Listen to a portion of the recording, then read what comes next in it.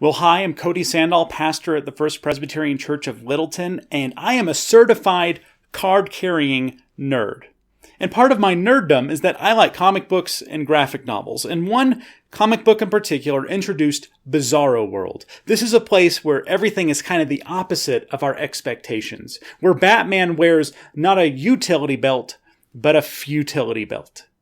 And I think of Bizarro World every time I hear or read Ephesians chapter 5, which we'll cover in the sermon this week, because so often I hear one verse quoted on its own out of context. Wives, be subject to your husbands. It seems strange to me, bizarre to me, that we don't quote any of the other verses from this chapter. Why not the verse right before it, which says be subject to one another out of reverence for Christ? Or why don't we quote what's said to husbands? A husband should love his wife as Christ loves the church and gave himself up for her.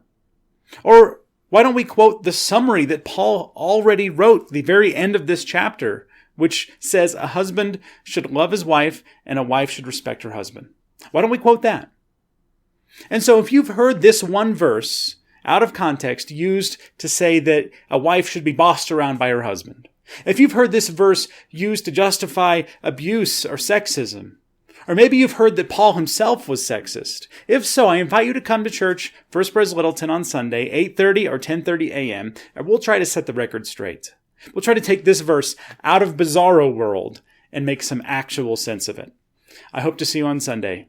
Have a good week.